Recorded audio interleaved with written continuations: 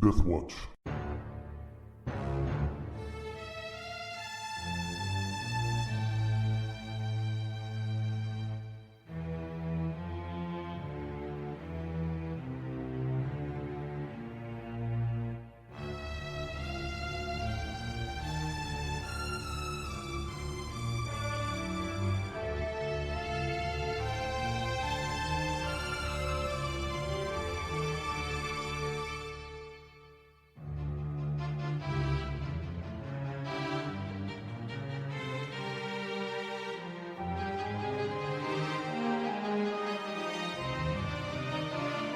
Hello and welcome to part 2 of the Adventure of the Sword Tournament, one of the scenarios included in the Pendragon 6th edition starter set, published by Chaosium and written by Greg Stafford and David Larkins.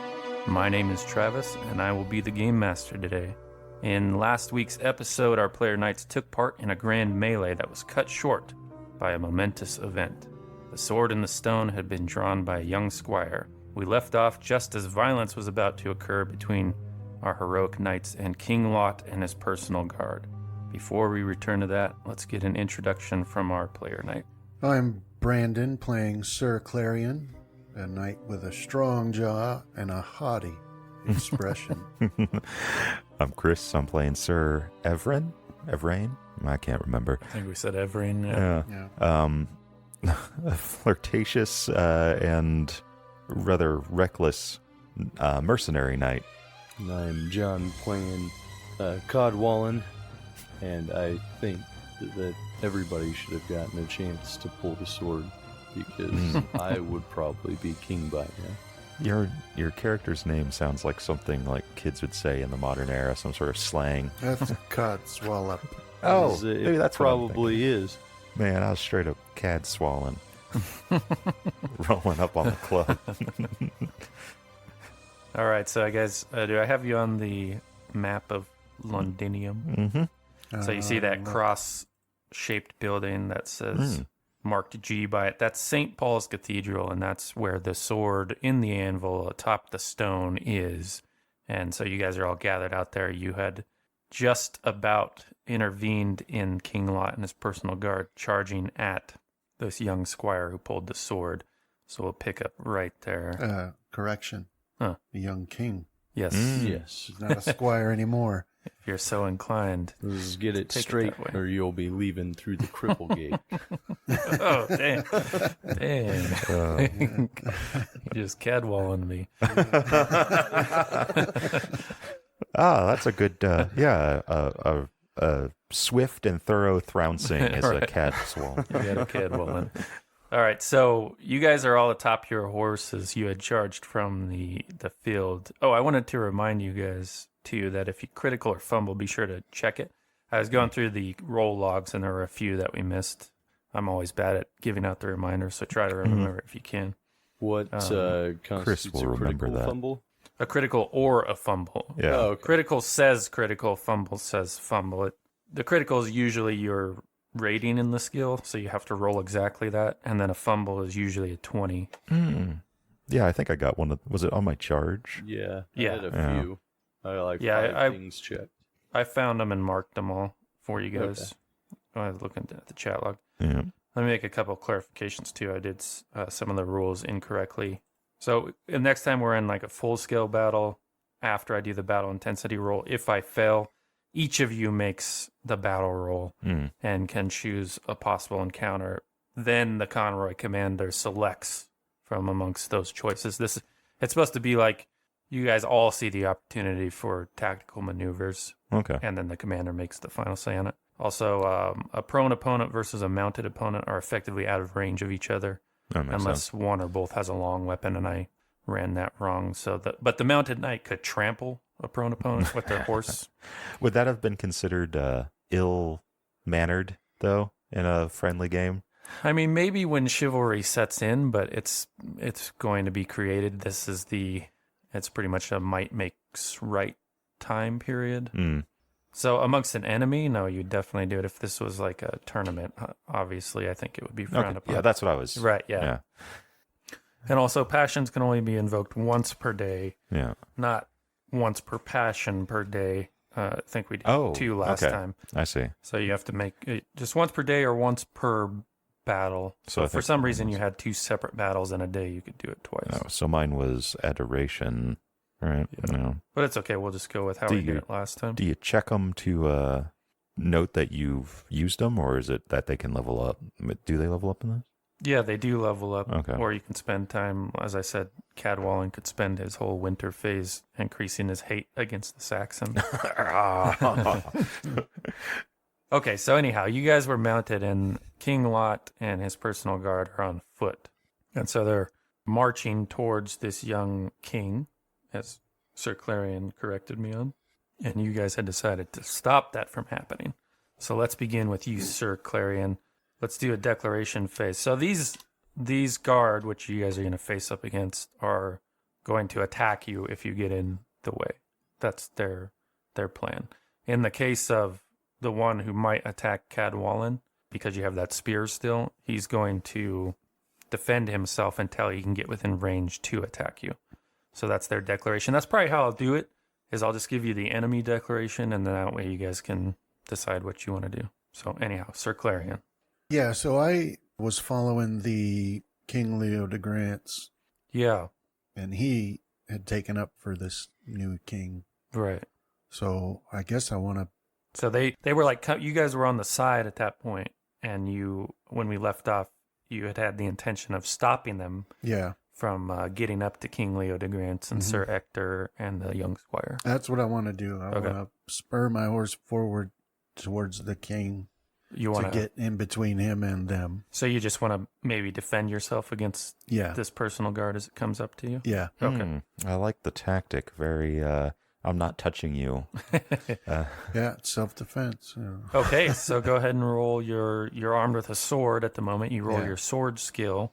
You will have a +10 because you're defending yourself, a +5 because you have a height advantage, and a -2 for your kite shield. So that's a total of +13.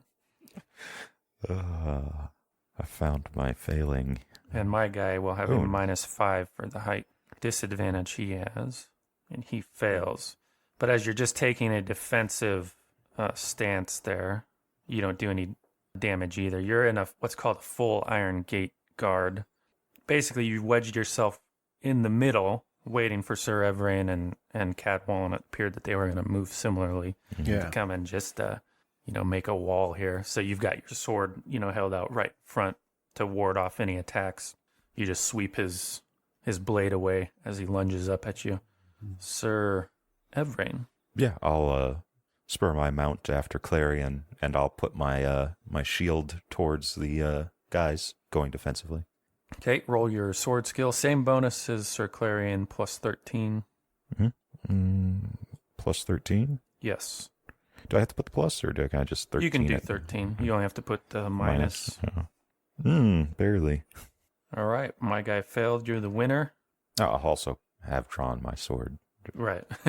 So All I right. guess- So the way it works for you, you're kind of off to the side. Is you close it in there with Cadwallon and Sir Clarion, but you actually do a back pass with your horse. You're kind of creating like basically an avenue for them to go that is away from everything. Right. It looks like an opportunity for them, but you successfully defend it, and you kind of got one of them out of position a little bit. All right, Cadwallon, you ready to give this knight a Cadwallon? A trouncing? Okay, What? so let's figure out yours. Did you just want to defend as well? No, I figured that I was going to throw my lot in with this new king, so I need to Make a show. display my prowess in order to demonstrate that I am worthy of him choosing me. So I'm not sure on the declaration period, but my idea would be to charge and try and ride him down. Yeah, you don't have the space in this courtyard to charge, Okay. but you definitely can attack him with your spear if you'd like. All right, and then in that case, as I would also like to, if I'm able to, use a movement afterwards to direct the horse away from the knight, so that he So like stays attack like him and then attacking attack him. almost like a ride by or something, right? Or that was one thing we did attack a little. and then move closer to the king, maybe. Yeah, that was one thing we did a little wrong the last time. Basically, whoever wins the contest determines the starting position of the next round, right? So if you win it, then your movement can put you where you want it to be, Advantageous right? position. Yeah. So you can stay within that long range where he can't get to you. So it's just about you winning it. And if you're going to attack him, you have a +5 for the height advantage. You have a +5 for a long reach weapon against the opponent who doesn't. And then a -2 for your kite shield. So you're looking at a +8 on yours. And this knight of low... Oh, That's a crit. It's like critical. the knight I have will have a +5 because he's defending, but also he has a height disadvantage. So he's just trying to get into normal combat range so he can wield that sword against you. He got a partial success. You're the winner. So if you want to roll your damage, be sure to put in 4d6 when the mod box pops up. Let's see what kind of hit you do. So 21 damage. Okay.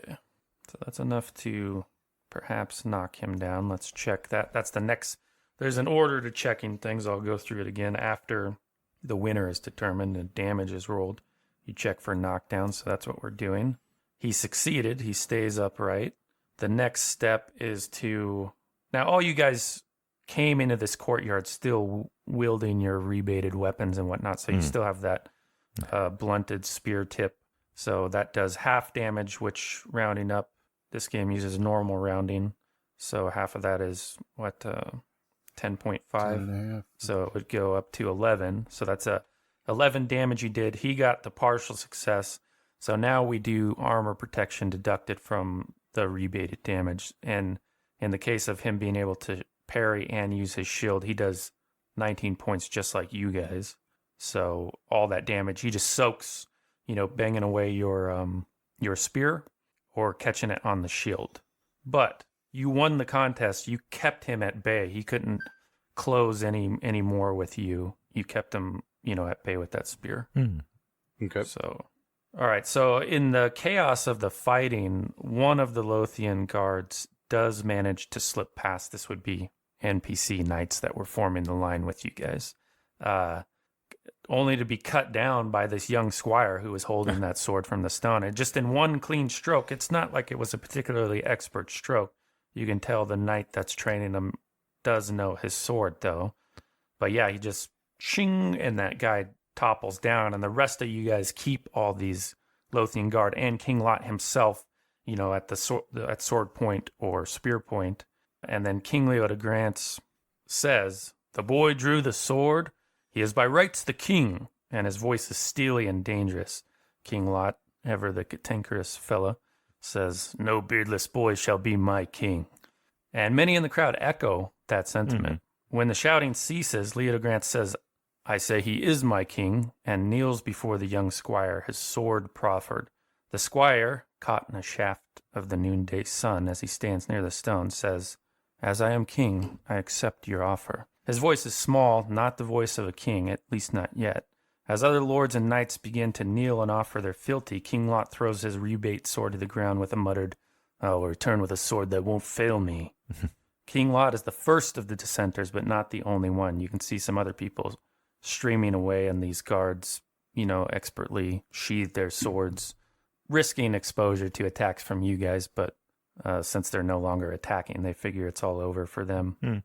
And they walk away, and you hear behind you Sir Ector shout, "Hail King Arthur!" And soon all the crowd echoes, "Hail King Arthur!" Yeah. Yeah, I'll join that. Okay. Yep. I should mention, scenarios take place over the course of a year sometimes. So there'll be lots of these, and so it came to pass moments. It's part of the pacing of this one that's a little different, And then when we get more into court or battle, we slow it down and let you guys make your decisions and stuff. So anyhow, after the events in the courtyard that day, word spreads through the land, and barons are called to Londinium for a meeting to take place on Candlemas, which is the 2nd of February. The sword in the stone, called Clarent, the Sword of Peace, is given a place of honor within the cathedral, where all in Londinium can see it if they wish. As an early loyalist by your fealty to King Leodegrance of the Boy King, you have been chosen to guard the sword. A total of 24 knights comprise the guard, working in 3 rotating shifts. Your low station has placed you on the night watch for the past few weeks. The cathedral is a big open space, lit only by the flickering lights of beeswax candles. None of the knights, or anyone for that matter, expect any thievery to occur. Let me change you over to this map. That'll load up for you guys. I saw it switch. So as you guys can see, this is quite a big space. The whole cathedral itself would be like bigger than a football field from end to end. And it's an old Roman basilica, which was like a meeting place. And they would have separate areas for their religious purposes. And this has been repurposed as a Christian church. And you guys are standing here on this night watch. You have the sword amongst the 4 of you. It's you 3 and a knight from Cornwall. The guy who you had talked to in the first session, you think his name was Sir Tomlin, and he fought on the opposing side. Mm-hmm. And then by the north and south transept, there's another knight station there. So there's one there, one over at the south transept, and then down here by this big main entrance. And they're not guarding people who enter.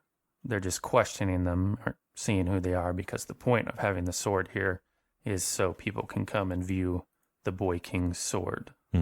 So it's on like a dais there, or an altar, lying on a satin pillow, unsheathed, and it is quite a nice sword. So you are executing your duties on the night watch along with other knights from Cornwall, as I described there. And the 3 of you, along with a knight named Sir Tomlin, guard Clarent in its place of honor.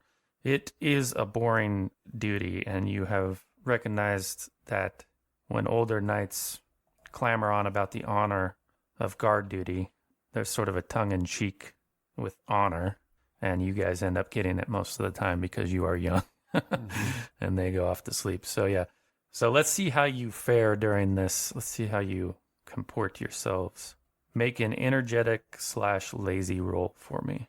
You can pick which of those traits you want to roll against first. I'm energetic, so I'll pick that. Same. All right. So And we put a check by that? yes, you guys can put a check by energetic. Do we for the sword as well? No, only if you criticaled it, Okay. and those in the regular skills. Okay. Usually, if I call for a decision roll, it's going to check one or the other. So it looks like Cadwallon failed your energetic, so go ahead and roll lazy. We'll see how you do on that one. Now that the hype is down, you're not so... Well, you're in the Gung-ho. middle of Londinium, which is a walled city, and as I said, nobody expects it. So it actually is a matter of willpower just to stay awake, because the threat level seems very low. On a successful lazy roll, you're just sort of nodding off there. You're doing some micro napping, but you're staying upright. Your open helm will tip down and hit your... Do you want your spear in here for guard duty, or just your sword? Okay. So yeah, you have like your spear that you're holding in one hand, and your helmet tips and hits it, leaning wakes on. you back up. Right. Occasionally, you guys will hear a snore ring out, and then it's choked off, and some other knight wakes up. So not everybody is as energetic as Sir Clarion and Sir Everin. So now that we have that out of the way, make an awareness roll for me. And So you have a wait, do we -5 check on both of those? No, you're going to check your lazy. Okay. Looks like you're going to start the path on being lazy. Mhm. Maybe. So awareness? Yeah, awareness is a regular Almost. skill. You have a -5 on that, Cadwallon. I failed anyways. See, this is how I am making around the royal court. I'm just very lucky at noticing stuff and picking up on... Okay, so you heard something. You think, which side are you standing? Over on by the cope chest. So you hear something coming from the direction of the north transept. You're not sure what it is that you hear. And you're the only one who seems to be reacting to it. Some sort of muffled... It seems out of place. Maybe it's more of the sixth sense that causes your skin to prickle a little bit. It doesn't sound like any of the guards. There's something clandestine about it. Yeah, so I'll start making my way over there, and I'll kind of like maybe motion to Clarion that I've heard something, like something muffled to the north, Clarion. And I think maybe I'm not really religious, so I might be thinking it might be like some servant or maid scampering about or doing something that they shouldn't. Yeah, churches, I mean, do have people here on occasion, but they're a little bit different than, say, a modern one. They don't have rows of pews or anything you're used to looking at in a normal church. It's basically just a big open house of God, and currently, or at least you haven't heard anybody, and you would expect they would be sleeping, but it could be that. Yeah. So And I think like they also would like house travelers. Like this was before the inn. yeah, So maybe in a lesser place. yeah. I was just like, that was like Trying to explain it away as something normal. yeah, because like my guy's not really religious, so he probably doesn't spend too much time in like a Christian chapel. Well, it doesn't. The explanation, if it leaves your lips, you were telling this to Sir Clarion, doesn't really lower the guarded feeling that you have. Yeah, they still shouldn't be sneaking over this direction. Yeah. Well, I'll go to join them, even if it is a maid. Out of sheer boredom, it'll be nice to. You can cut her down. Well, No, at least Cadwallon speak isn't with sharply us. with All right. Also, I want it to be noted that I'll be telling tales of Cadwallon with the how his blood was up that day, and if the spear had been real, the man would have been skewered through. Yes. Well, now you guys, if anything does happen, you don't have rebated weapons. So you're going to go off towards the north transept to investigate a mysterious noise. Yeah. Mm-hmm. All right. So I'll get another awareness roll from the both of you. It was a cope chest. I thought I misheard. Yeah, I was like, oh, that's a funny thing to call a chest. If somebody's got a problem, you can just point to it. Ooh, nice. I Go succeeded. Nice. Do I check that one? No. No, only on the regular skills, only if you get a critical or a fumble, or if I Okay. determine it's a particularly important so not success. skills or combat skills. Would I feel that perhaps drawing my sword would be within reason? Or should it be something that I reserve myself on? Well, you're a little bit more reckless, so I mean, some people might be reserved about it, but I would you not. don't. Yeah, maybe you wouldn't. Yeah, so I'll draw my sword, and worst comes to worst, it's a good scare for him. Teach him a lesson. Okay, so let's see. We got a failure from Sir Clarion, a success from. No, I succeeded. Oh, that was your previous one, right? And a success from. Did you roll out another one, Chris, or am I missing it? No, I thought. Yeah, another awareness All right. roll. That you guys are looking in a new area. Fail. Okay, so you guys get out of this great choir room and you're out in the dome area. When you see half-naked men painted with blue sigils come out of the doorway by the north transept, and you see a slumped form laying half in and out, armored form. So one of the knights at Cornwall is dead or dying there. And you can do recognize for me if you'd like. Both of us? Yeah. Or who? Yeah, that's fine. I don't recognize him. Do you? Nope.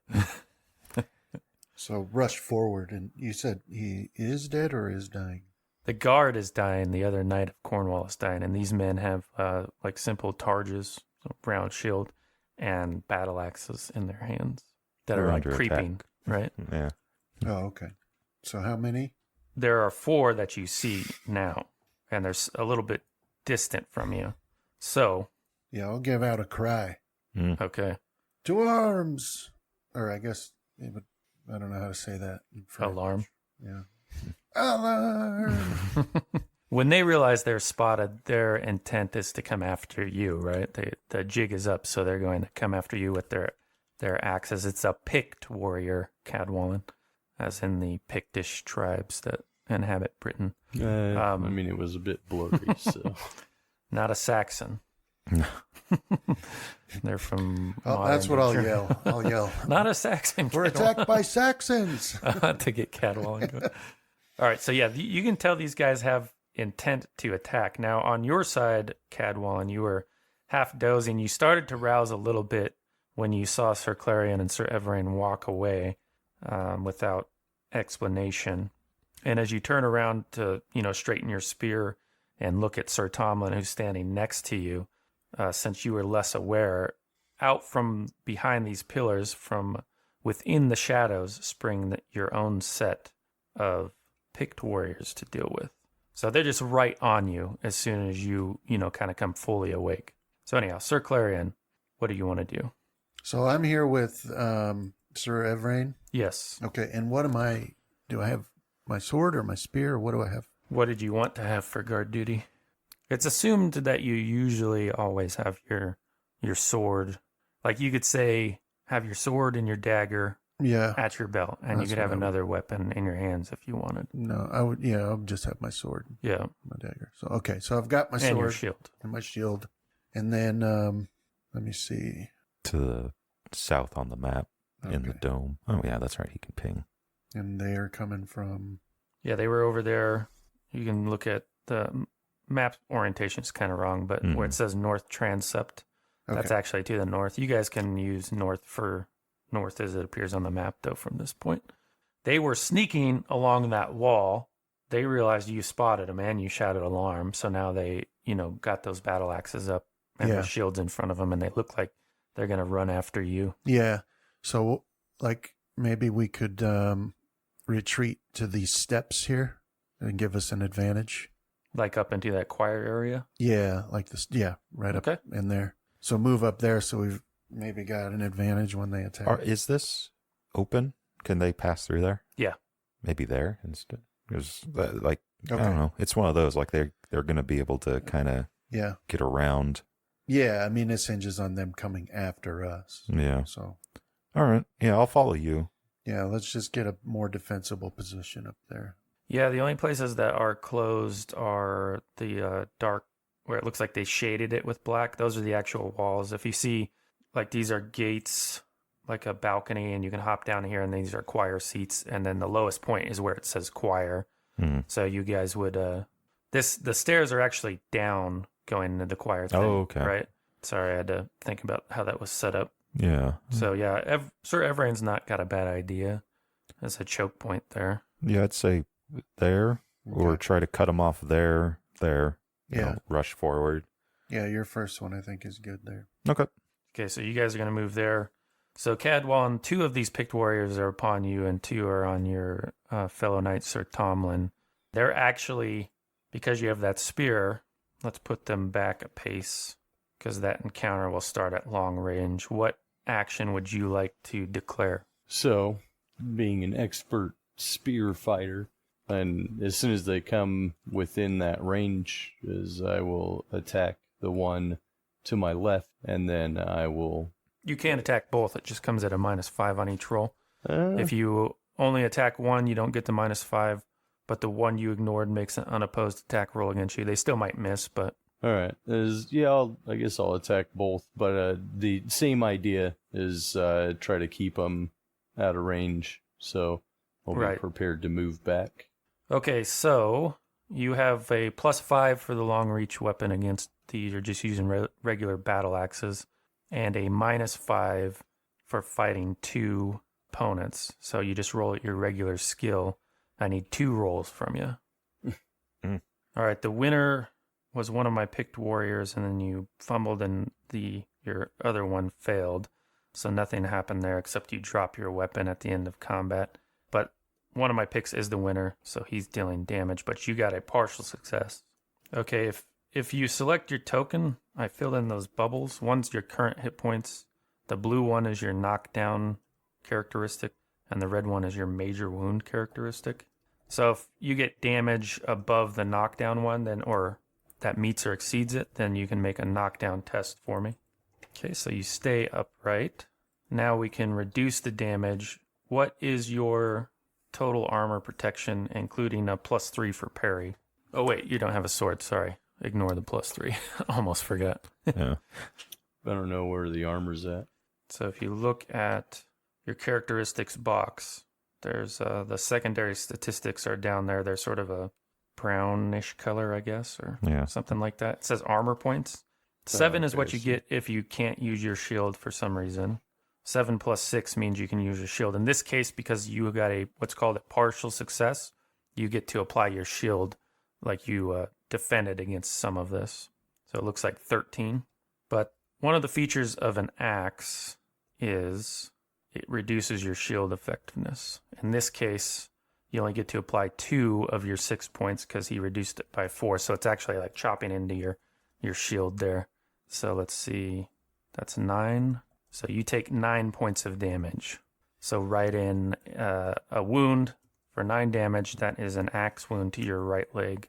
So what you did is you got that spear up from where it was kind of, you were holding it crooked, and you brought it around to thrust in there.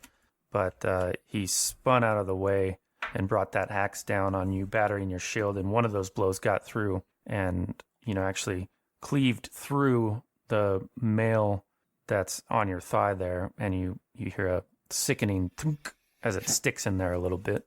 Missing right leg. It's just a wound there. It's still good. And then I suppose reacting to that wound, you actually drop your spear. It lands just right at your feet. Okay, so for the other ones, this is just movement. You guys move up there, and the picks move up to you. So there was no action that could be taken by either groups in that one. So let's go on to round 2. Let me figure out how this Knight of Cornwall does. Okay, in the midst of his battle with the 2 warriors he's facing off, he actually knocks one prone. And what did he do? Fail. And actually wounding him. So he takes a major wound and knocks him unconscious. From out of the corner of the eye, Cadwallon, you can see he's doing I think it's called the Guard of the Woman. He basically has it slung over his shoulder like this and his shield up forward, and he just is cutting into him. And he actually cuts one down with a vicious slash across the chest, and these men are unarmored. So that guy just falls down, screaming, clutching at a bleeding wound there. Okay, now we can go on to combat round 2, and a new set of declarations. The picked warriors, the 2 right in front of you are going to attack you. These other 2 look like they're like looking for a way to get around. So it looks like they're going to move off down by you guys, up by Cadwallon. One of these guys made it forward past your guard, but the other one didn't. And he's going to try to attack you again. So what do you want to do, Sir Clarion? Yeah, so I will attack the one in front of me. Evrain? With intent. Same thing? Yes. And Cadwallon? What is it to draw another weapon? You can automatically do it if it's on your person, so your sword is strapped to your hip. You just pull it out at the beginning of the round. Okay. As I'll attack this one to my left only. Okay. Well, that's the only one you have to worry about getting in at you. This guy still has to move forward. I think I just realized I made an error last round, Jen. Oh, well. But yeah, he's the one who can attack you.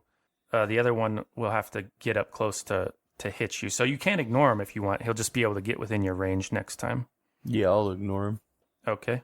So we'll start with Cadwallon this time. Go ahead and roll just at your normal value. Looks like my picked warrior is the winner. All right, check for knockdown, John.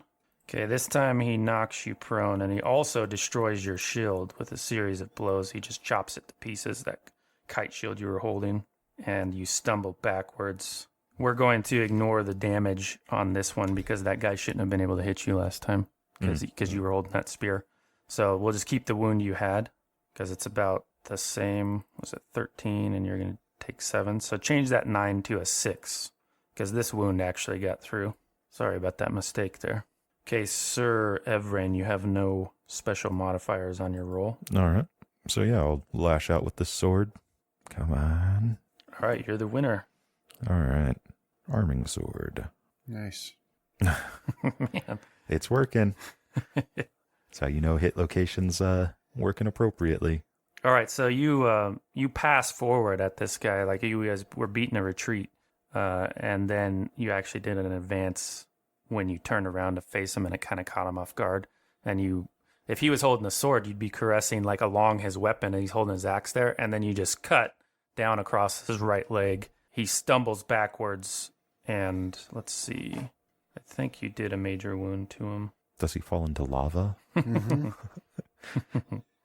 No, you cut a vicious cut on his thigh, laying it open. You can see the glistening bone as it all just sort of parts open, and he's just clutching it, screaming, soon to pass out there, but effectively out of the combat.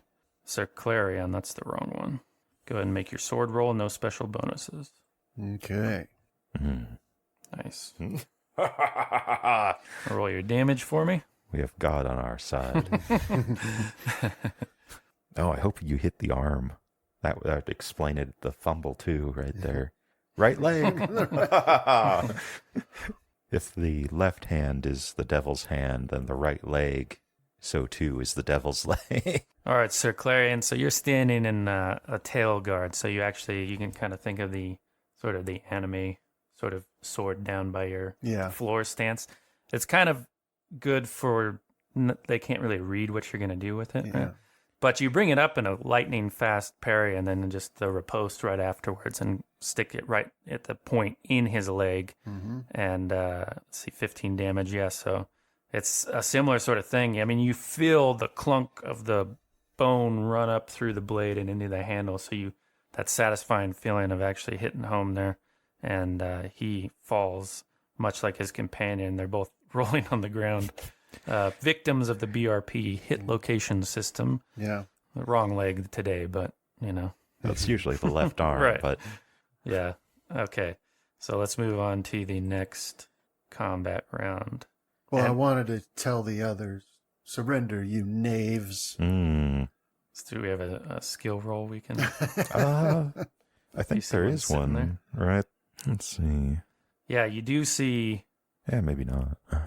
You see some reinforcements coming out here from both sides, the north and the south transept. And you can see in the far distance way down here, these guys are trying to make their way up here. Do we hear sounds from the east, where John is? Yes, you hear the sound of combat up there, yeah. Map north, I guess. Yep. Okay, so let's have a new declaration from everybody. What do you want to do, Sir Clarion? These picks are going to move up and attack you. Yeah, I'll stay here and continue fighting these ones if they're not going to try and move around us. Yeah, and this guy... So these guys are both on you, Cadwallon, with intent to kill, and you are prone, but still armed, and now missing a shield. Run away! What did you want to do? Bravely ran away. What is it to get up? It's going to automatically occur. You just start standing up. You'll be up by... You'll lose the height disadvantage at the end of the round when you're on your feet and you move off somewhere else, if that's what you wanted to do. Just the actual distance moving doesn't occur in the step until the very end. Can I do defense, fight defensively? Yeah, absolutely. Yeah, that works pretty good. Yeah, defend yourself while you stand up. Yeah. All right. So we'll start with Cadwallon again. So in the case of fighting 2 with defense, you will be looking at a +5 to your sword skill. Which is offset by the... No, it's actually going to be lower than that because you have a height disadvantage, -5, 2 opponents, -5, +10 for defense. So you're actually rolling regular. Okay. So that would be a 14 versus... Well, I put it in as a -5. Yeah, just do the regular roll. And these guys actually have a +5 on you this time. It's hard to defend yourself in that situation. All right. Everyone getting chopped to pieces. Jeez. Okay, they're both failures.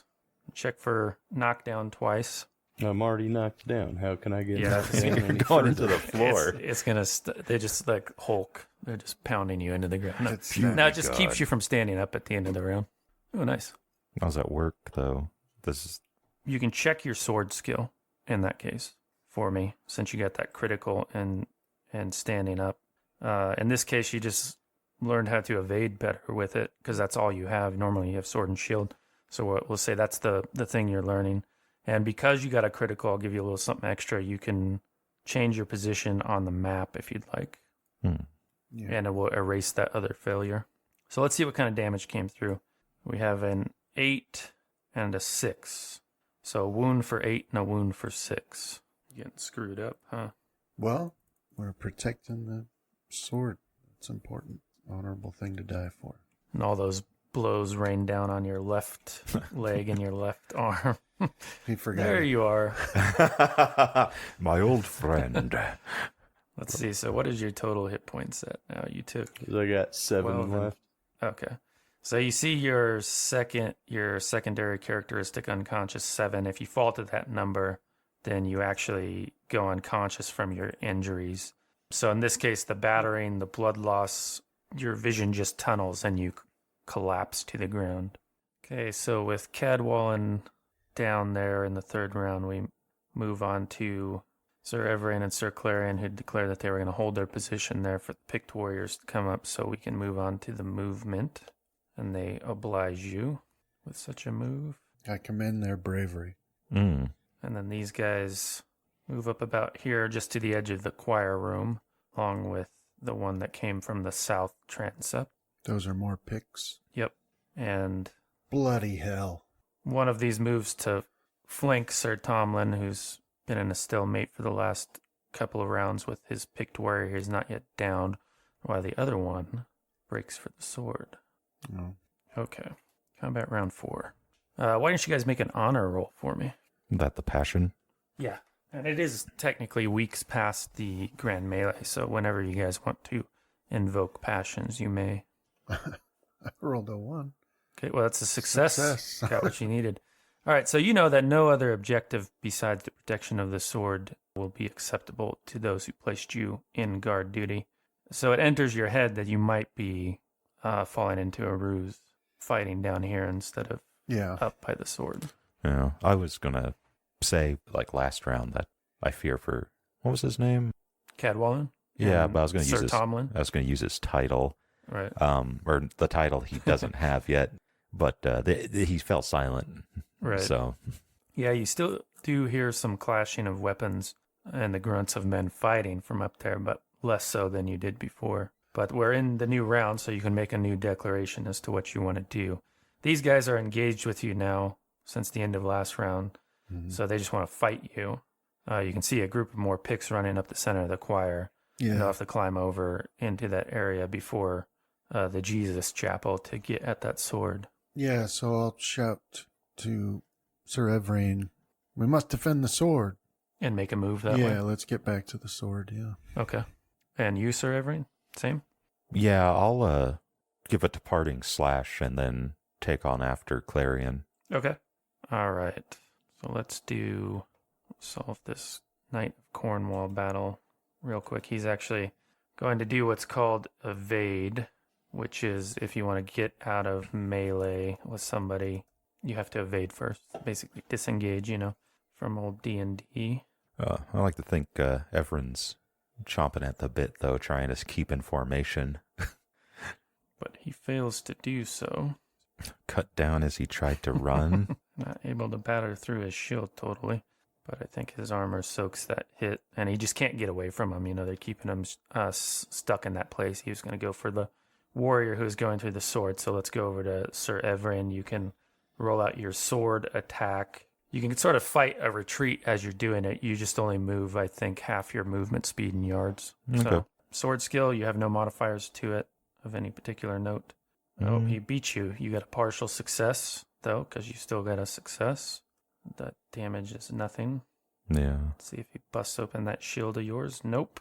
Okay, yeah, so he was in the vacancy kind of left that was beginning to appear as Sir Clarion's running back that way. He tried to, slope left around you, but he just can't really get past you. But he does hit you across the chest, but your armor fully takes it. You even clip some of it with your shield, and he cuts like a little wedge off of the top left corner of it.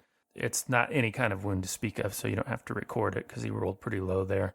But it would have been had he pierced through armor and cloth. Since you only move a quarter in this case. All right. Since he's the winner, it was hard to defend yourself appropriately. Now, Sir Clarion, since you're just fully going to run back there, you want to roll your movement with no modifier. And if you win, then you get away. But you don't win. I kind of like the visual of this, me and Clarion fighting down a hallway. Can see these pics.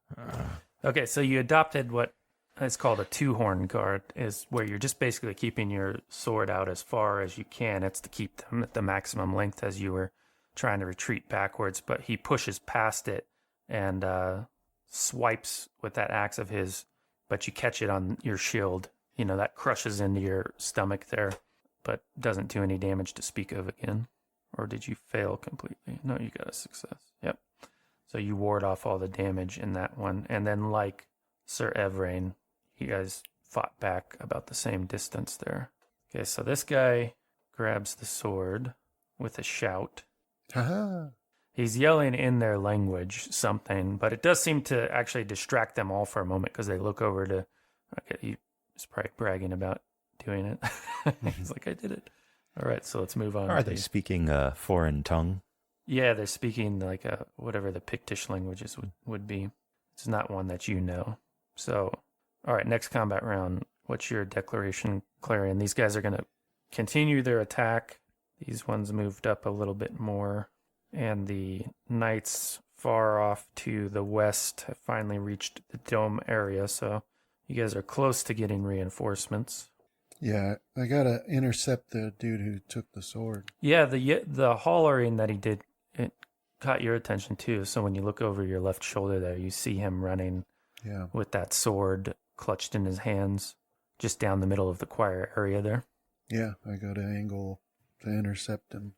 Sir Everin, your declaration? I think similar to Clarion's, I'm going to, except similar also to the last round, I'm going to try to give a departing cut and then quarter move off that direction. Hope to intercept. All right, go ahead and roll your combat skill, your sword skill, Sir Everin, and let's see how this guy does against you. Oh man, was it +5 if I invoke a passion? Yeah, if you get a critical, it'll do a +10, but +5 if you get a success. All right. You can do honor, obviously, in this case, because your honor's at risk. So I will try for honor and glory of my new king. I'll try and I will not fail in this endeavor. You son of a bitch and dice. Come on. Come on. Yes. All right. So, yeah, and you want that to go into your sword skill? Mm-hmm. All right. So you got a +5 to that sword roll then. 15. Nice. You won the exchange. He did get his Targe up in time to block some of the damage you roll. If you could roll that out for me. All right. That would have been a critical if I hadn't called on my honor, though. That's true. Yeah. Okay, 17, still a pretty good hit. Enough to possibly knock him down. He's still standing. He deducts 4 damage with that Targe shield, so you do a 13. That is his major wound characteristic. So let's see what happens here. Where's it? Abdomen? Yeah, that's a good spot to get a major wound. Okay, so you're backpedaling. You try something a little bit different this time where you actually pass forward for a moment. So you come at him, you fend off his axe attack, and then right in the abdomen with that sword. Run him through. Yeah, and he's just, that would be like a mortal one, but it's definitely a good stab into it. Enough that he abandons hopes of fighting and just clutches at his belly and rolls around crying out to his pagan gods on the floor there. Well, I can't really naysay that. And you can move half your movement after that towards the picked warrior. All right. 17. Is these squares appropriate? Use your measurement tool because I had to size it way down. Yep, that looks good. So about there? Yeah, go ahead and move your token even though it doesn't quite happen at this stage. And there are some rails to hop over and things to clamber down, but that doesn't really... Or is it there, I think? Yeah, looks about right. All right, Sir Clarion, if you're going to roll your movement for me again, and you can move the full distance, your full movement, if you succeed. Dang. You want to retroactively try to invoke a passion? That would make it a critical. Oh, crap. I don't think technically you can do that, but I'll allow it. You said half, right? Yes. I screwed up just a second. Oh, that's okay. Yeah, keep going with that. It's a little technical combat system, so. Try honor. Okay. All right, so that moves your threshold up to... Oh, wait. You probably wouldn't want to use it on movement, though, would you?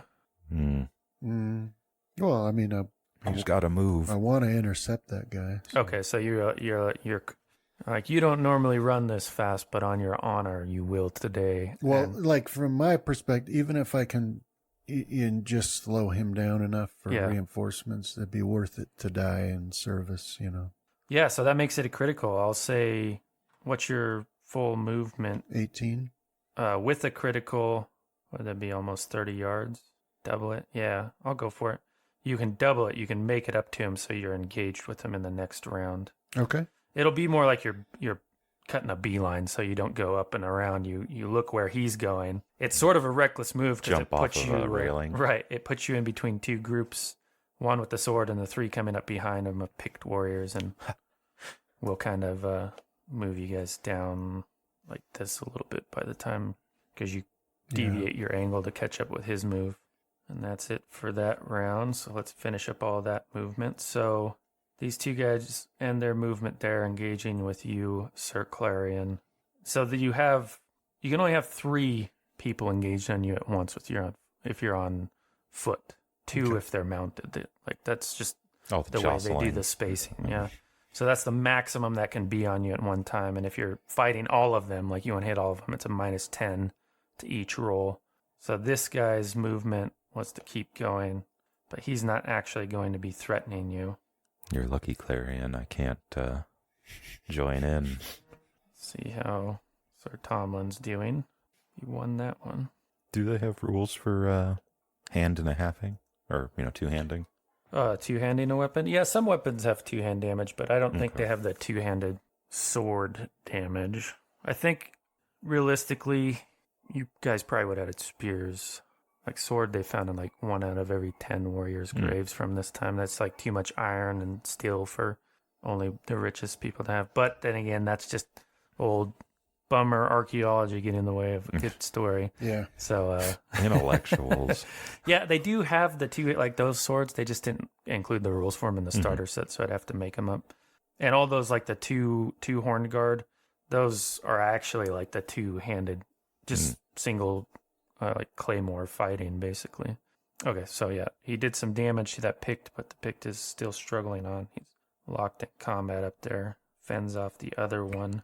So into combat round 6, let's get our declarations here. So 3 of these Picts, the ones that came up from the south, are going to attack you, Clarion, while that Pict that to the north that you engaged in is just going to try to evade you and run away. Okay. The one to the south of you, Sir Everin, is following you. He's not caught up with you yet. Or no, he got cut down, didn't he, by Brandon? Sorry about that. Didn't mark it. Did he? Thought so. I thought he ran. Oh, yeah, Brandon just ran from him, right? So, yeah, he's... I'm willing to take it, though, so. No, you're right. He's moving up to the north to engage with you. He's just paces behind you. And, Sir Everin, what is your declaration? Following in Sir Clarion's noble wake, I will hop the rail and try to engage the Pict with the sword. Okay. You can move yourself up there. You just won't be able to attack until the next round. The only movement that happens in the beginning is the mounted charge in this system.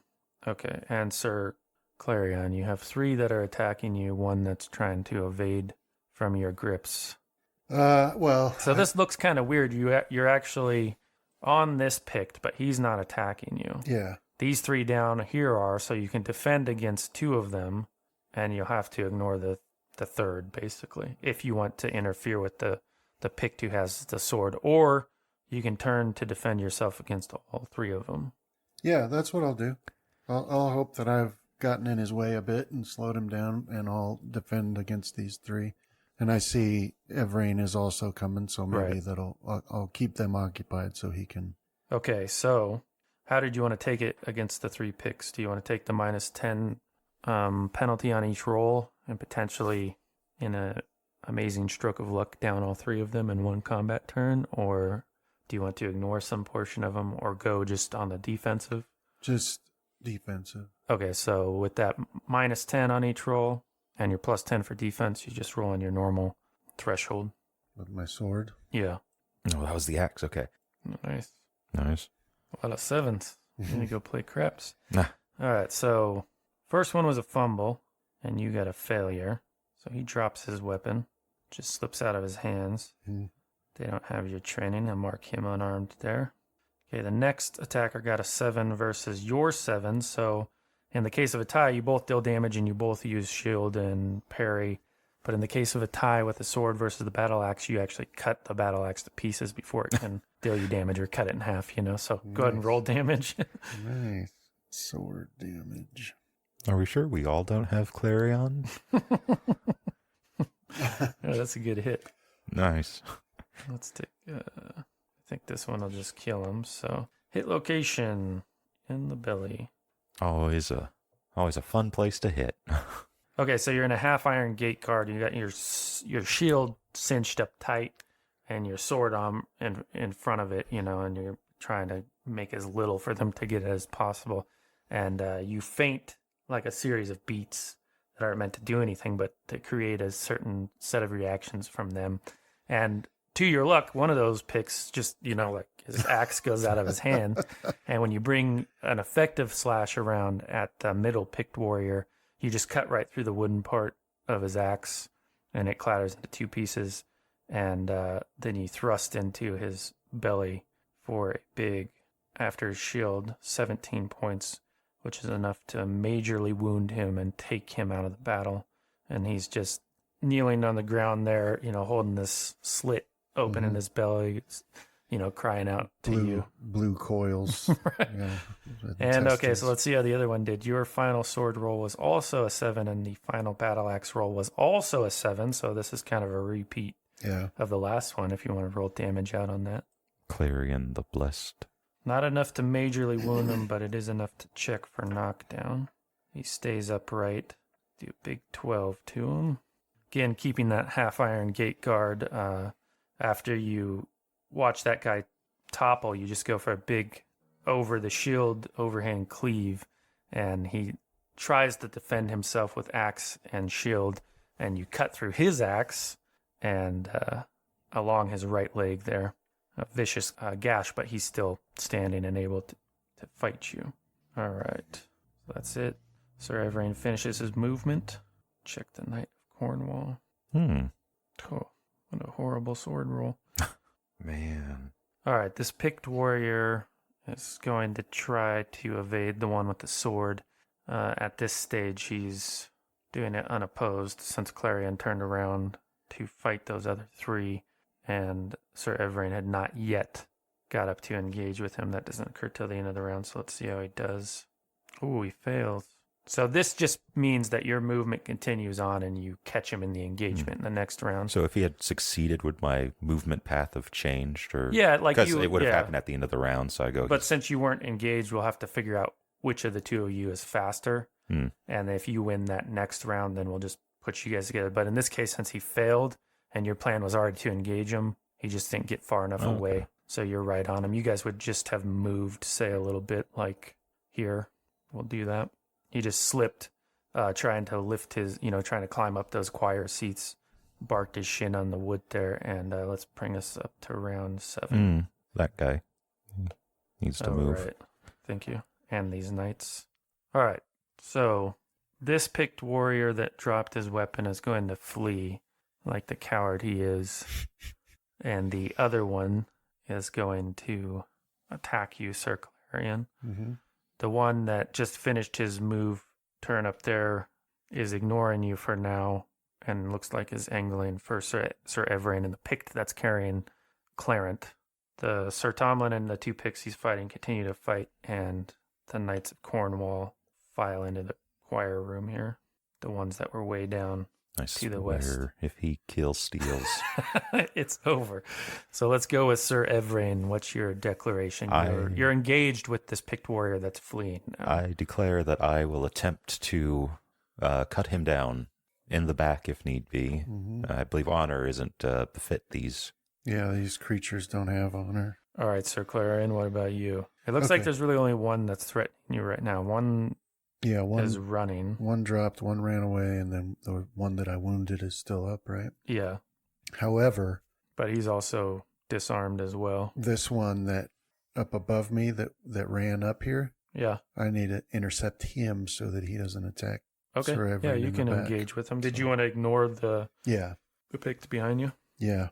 So ideally, I would engage that guy and move into that space between us to guard Everine's back. Yeah, we'll move you there at the end of it. Just remember to do that when it's all done. So Sir Everine is going to stab this picked that's trying to run away. He is merely trying to evade. Don't forget you have a +5 because of your... I don't forget. Your passion. All right. I think you got it. Yep. Nice. Damage him. Yep. Damage your eyes. So 13... He is a carrying thing, so he can't bring his shield to bear, so he has absolutely no armor Oh. avoidance or absorption. And 13 is their major wound statistic. So let's see what occurs here. These dang legs. Do I sever the north from the He's- east? Severed his northeast leg. Well, you got to be sure which leg it was. Sorry. Hit the wrong macro. So you're using long point, which he was using to defend himself. This is just because he's way in front of you initially, and you want to make sure that sword lunges in there. And you get right to the point that connects the lower part of the leg, like the knee, behind the knee, right? You just jab the tip of your sword right into that. Nice and easy. Yeah. And it's so painful and excruciating for him that Clarent goes clattering on the ground. And yeah, that's that. And he falls. All right, so let's move on to you, Sir Clarion. You turned around to face that one picked warrior. Yeah. And he is just trying to evade you to carry on to Sir Everine. So he's rolling his avoidance here, and you can roll... Ooh, but he fumbled it. My sword. Your sword skill, with no special modifiers. Success. All right, roll some damage. Okay, sword damage in the name of Christ. 13. Okay, this one does have his shield. He blocks some of it. You deal him 9 points to the head. Nice. This was... All right, so a slope as a term is sort of the diagonal movement, basically. So what you're doing is just trying to catch up with him, and how do you see it happening? You deal a major wound to his head. Yeah, I was trying to slice his head off. Right, not so enough. I just glanced up off the... Yeah, The bone in the forehead or something. You cut, you cut some of the hair off there. Right. And he collapses as well. Okay, let's finish up our movement then. These knights move up to engage with those picks that were trying to flee. I moved up to here. They both full on running. Ooh, critical. Wow. That's like as much as you can get. Dude, More. that right? ass is going to overshadow us.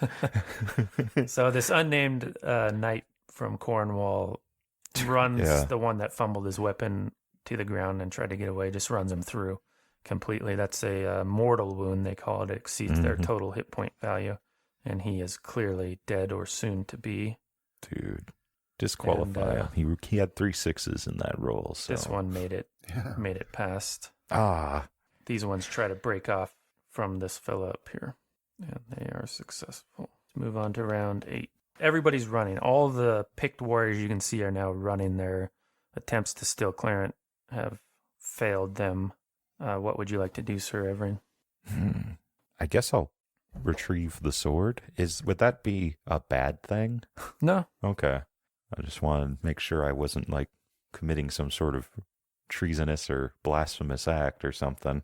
You know, it's just sort of a plain but well-made looking sword, and you didn't really think too much of it on it, sitting it on the pillow. But when you pick it up, the balance on it's perfectly. A lot of the swords you guys have, they don't bother to put in the counterweight on them, so you're just swinging a big, heavy metal club around it. They're hard to wield sometimes, but this one is counterweighted, and it's like light in your hands, but it seems as sturdy as the sword you're wielding now, so you feel like you could... it's a good sword. Wrap it around my finger, call it my precious.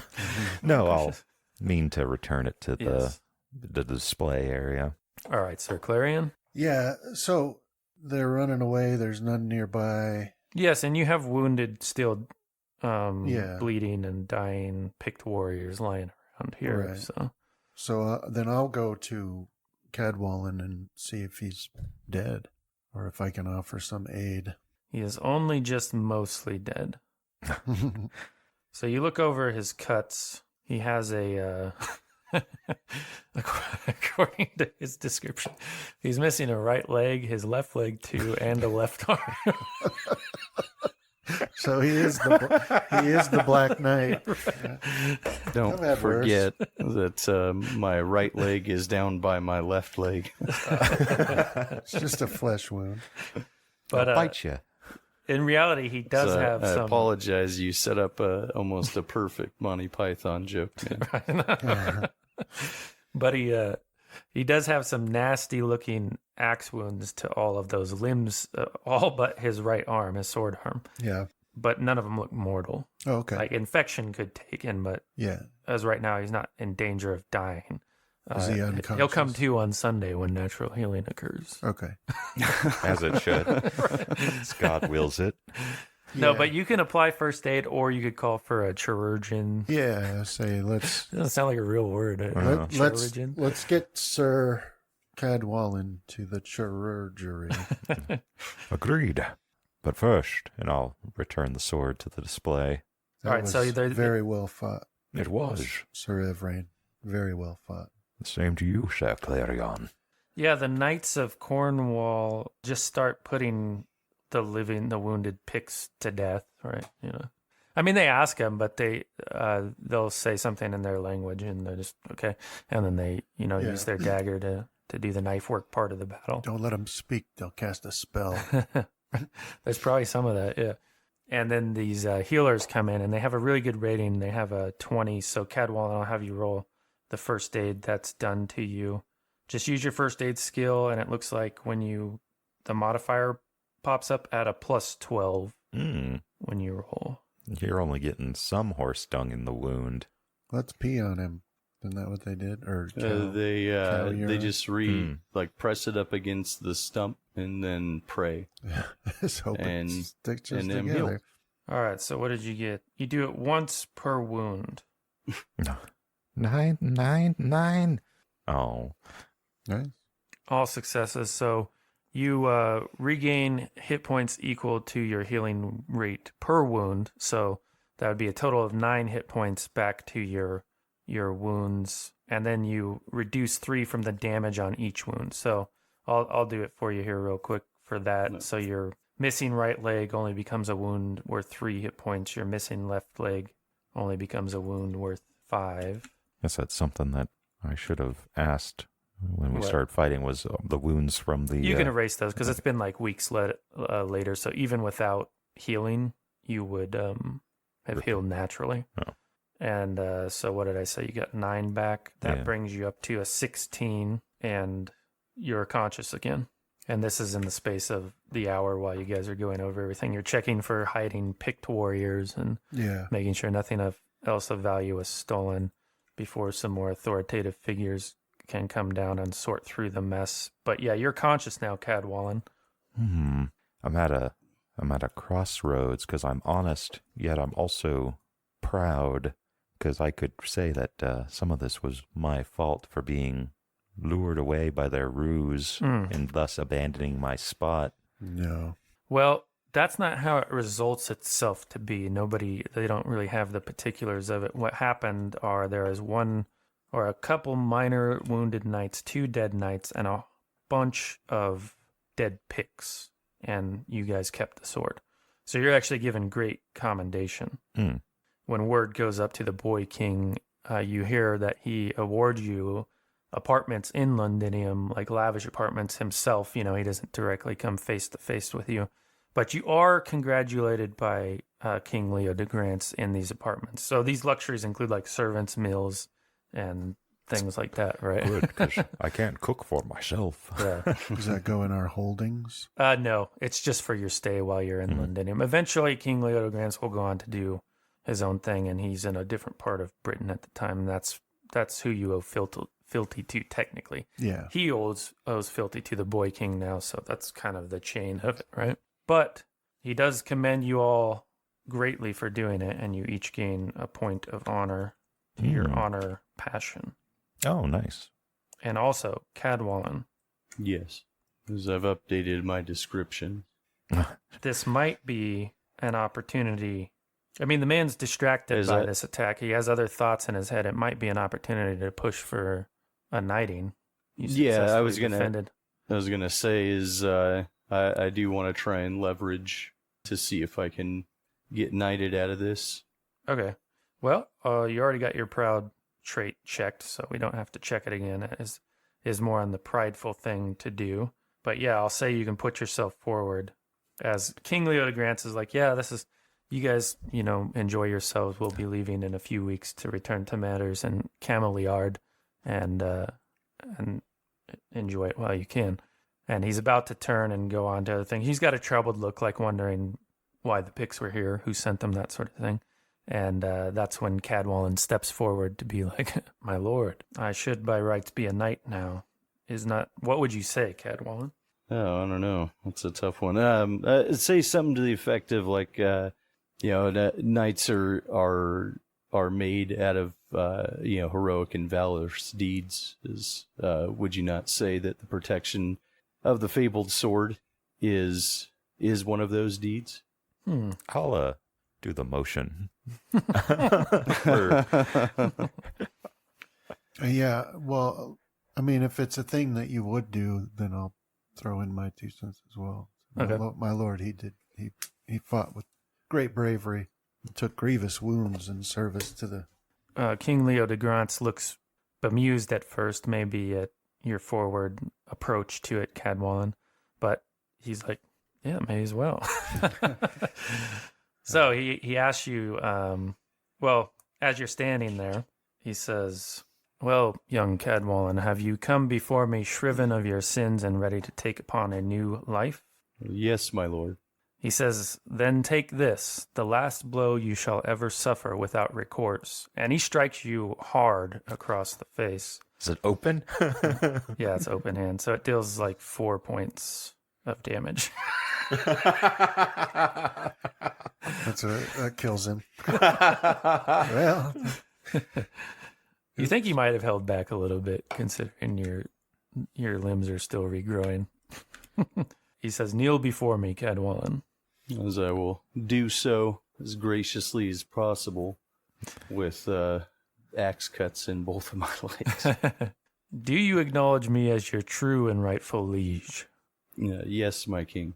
Do you pledge homage and fealty to me and swear your sword to me to be forever at my service?" Yes, my king. "Then I dub thee Sir Cadwallon, and give this, my sword, to you to be wielded in my name. Arise, Sir Knight." And he gives you the sword he dubbed you with. Yay. 3 Or swords. he actually belts it around your waist. yeah. Do you give out a cheer if you're nearby? If you want Can to, I it's just say, you and the servants and It's Hail, the Sir server. Cadwallon. Yeah. Clap my shield. yeah, he tells you to stand and be recognized. Congratulations, you got your spurs. As I will stand proudly. I'll give him a old clap on the back. Bam. Deals Okay, so 12 damage. I don't have to take that, Cadwallon says. The king said so. Okay, you can generate, if you don't already have one, Loyalty King Passion, Cadwallon, at a starting rating of 1d6 plus 6. King Leo de Grant. Yeah. And then everybody You said it can was a generate 66. 1d6 plus 6 is the roll to get your starting value. And everybody that defended the sword Clarent can generate a Loyalty Companions at a starting rating of 1d6 plus 6. So this would be a passion you could call on when you're fighting with each other. Do we have to name the companions? Yes, it is specifically the 3 of you. You can bring people into the group later on, but I like how you have different amounts, so I don't like the 2 of them that much. I can't. It doesn't make me that excited.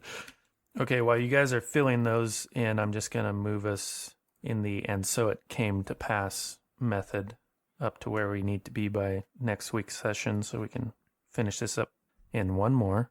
So, on Candlemoss, Clarent is once again set into the stone, where again it is proven unmovable, but this time before the assembled barons that have traveled to Londinium. Then Arthur, the young squire who would be king, proves to all gathered that he is the only one capable of pulling the sword from the stone. Many more noblemen pledge their fealty, including Count Salisbury and the old Roman warlord Duke Ulfius. After the holiday, you are relieved of your watch and return to Cameliard with King Leo de Grance to continue your service there. On Easter, word reaches court that Arthur once again pulls the sword from the stone, garnering the support of even more barons.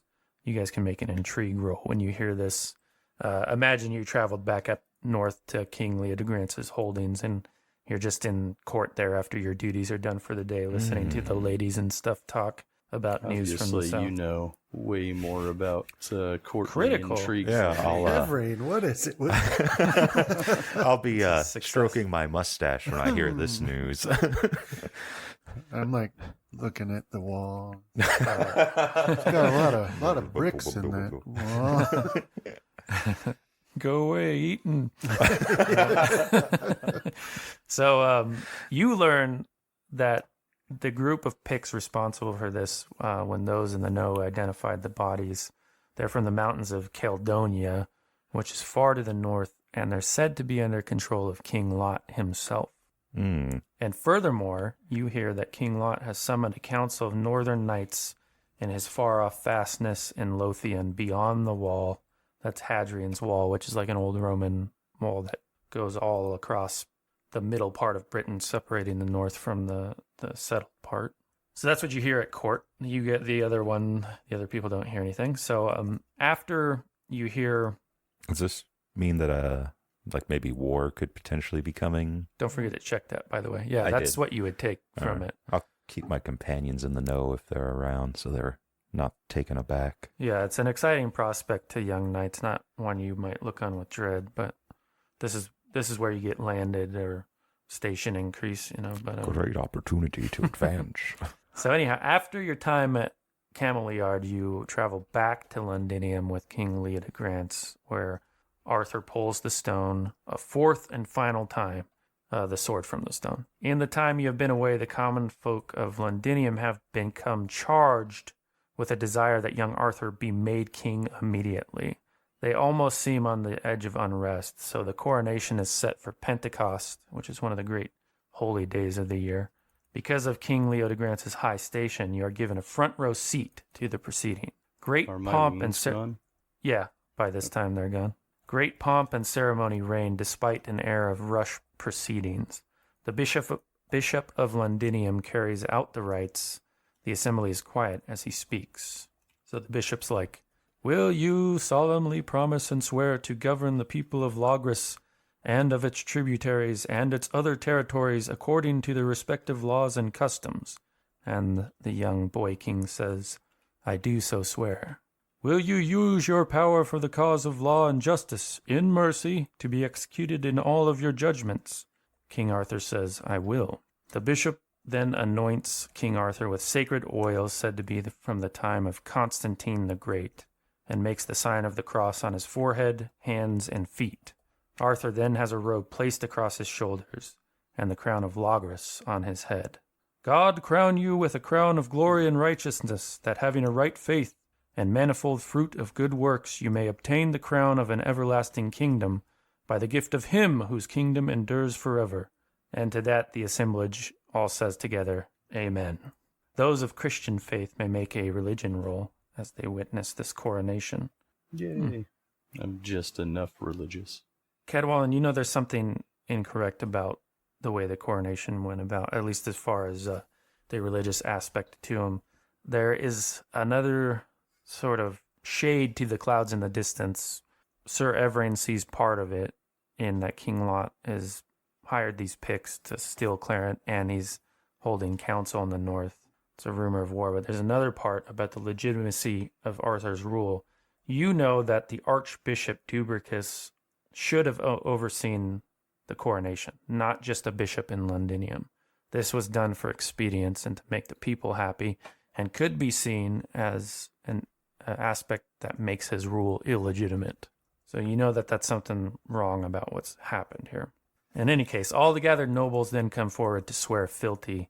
If your knight is moved by this ceremony and has belief in the boy king, then you may generate a loyalty king passion now for him with a starting value of 1d6 plus 1/6. So that's entirely up to you if you want to view Arthur in that light or not. Absolutely. Mm-hmm. So from there, the court then withdraws to a massive banquet at the White Tower, Uh-huh. which is a big... I think we all know what happens there. The feast this is where your point of adoration resides, right? The Lady of the White Tower. Yeah. So the feast is the best meal you have ever eaten. Furthermore, good wine is served in abundance, which threatens your indulgent nature if you have one. So we'll do a decision roll between temperate and indulgent. You can pick one unless you're famous in it. That's 16 or higher. And then you have to roll that one first. I will choose to be temperate. Congratulations. I am either or, so I'll try temperate. Okay. You might have given in if you didn't want to look like a fool in front of the lady. I forget what her name is. It's a interesting one. I seem to remember.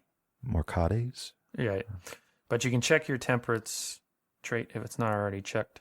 After the great feast, and you guys comport yourselves as knights should without giving in to drink or overstuffing yourself and lounging about or maybe giving in to your passions. And anyhow, an announcement reaches you the next morning that King Arthur will travel in full procession to Carleon, where the Archbishop of Britain resides. This makes sense to you, Cadwallon, so maybe he's actually going to try to make it right now. As you owe fealty to King Leodegrance, who in turn now pays homage to the Boy King, you will ride as part of the procession. The order to assemble comes shortly after hearing the news, and when you arrive just outside Londinium, the procession seems to stretch for miles. Travel such as this is necessarily slow. For the first day, peasants line the road to cheer their new king. In him is their hope that the long anarchy will come to an end. The procession ends the march at Kingstown on the first day and travels to Staines Castle next, where the great host spends the better part of the day fording the River Thames and camping outside the small town of Egham. Following that, the procession moves to Bagshot, another small town, and then it's 5 days of monotonous travel to Silchester, where you rest for 2 days. This is the fastness of Duke Ulfius, and he entertains with japes, games, and feasting. The next day, the procession marches to Bucklebury, then on to Donnington, reaching it on day 9. Wandborough on day 10, and the ancient city of Corinium on the 11th. The next day, you reach Miserden Castle, and on the 12th day, Glevum, whose duke bankrupts himself providing for the king's court. The procession spends a day crossing the river Severn and then resting in Hynum. On the 14th day, you reach the city of Caerwent, and on the 15th day, you reach, at long last, Carleon.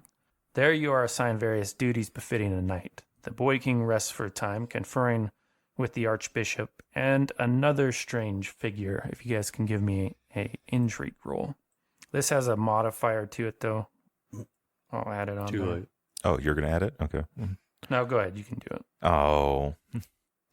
It was a negative one. But it looks like I fumbled. Sir Cadwallon. How do you fumble intrigue? Oh, those bricks, man. These are new. Well, you bricks. guys have all heard about it, but go ahead and roll another trait pair. This is suspicious and trusting. So, In regards to the Archbishop? no, this other figure who you've heard about, who's been in King Arthur's council.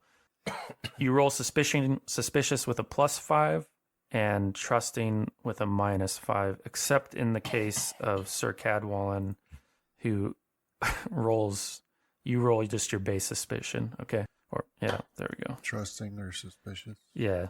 If it's tied, I just get to Sorry, choose. I said that all wrong. Just choose whichever one you want. But when you roll suspicious, you two roll +5. And then -5 if it's trusting for us. Right, yeah. So you can choose which one to roll first unless you're famous in it. Yeah. All right. I'll try trusting at a -5. Fumble. 1. Did you fumble twice, or is that a new one? I fumbled my trusting and I fumbled my intrigue. So now you roll against suspicious, right? No, if you fumble, you Take it? yeah, he takes the suspicious route, and you get a check in suspicious, Oh, okay. So and you get a check in your what do you call it? Intrigue. Nice. So here's the Oh, yeah, thing: you you've heard, everybody has really heard of this figure, but you have a conviction about him, and this is the figure Merlin, who is an old druid. And what you've heard is that he is the literal spawn of the devil, and it is thought that his schemes and machinations were King Uther's undoing all those years ago. So that was the last Pendragon, the last one to wear the crown of Logres. And here he is again in the ear of the Boy King. Yeah, and he's probably... Now let's look how we got a trusting and a trusting.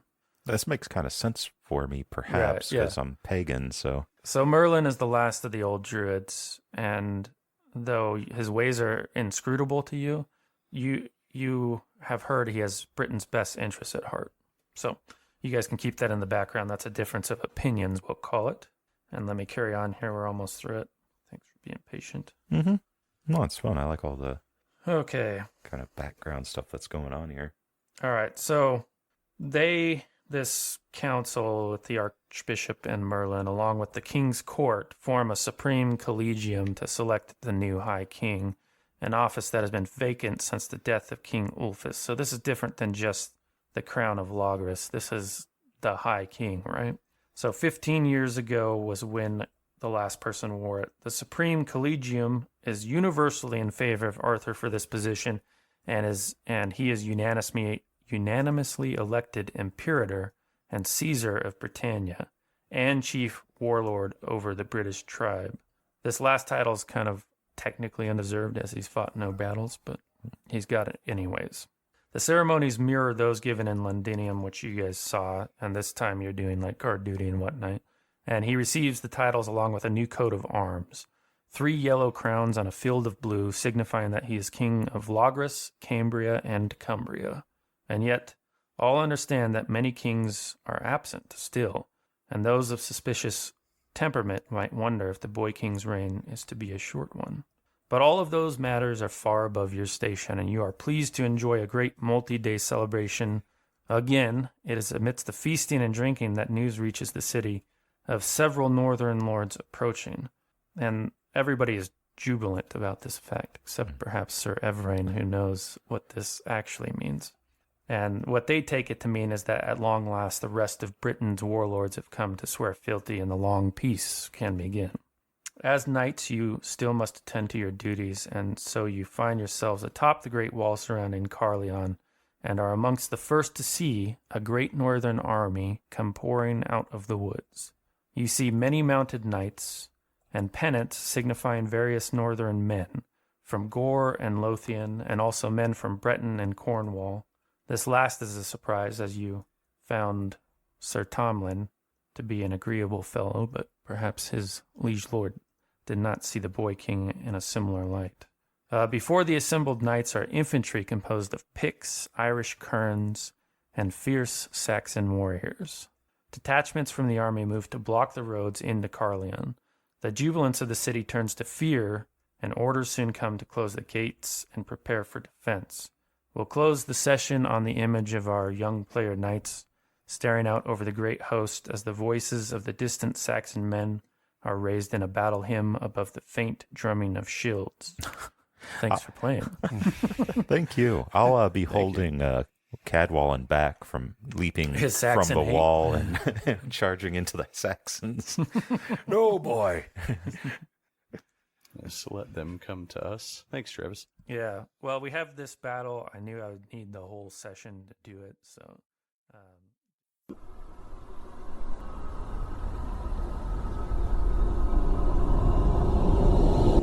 This has been a Deathwatch production. Thank you for listening.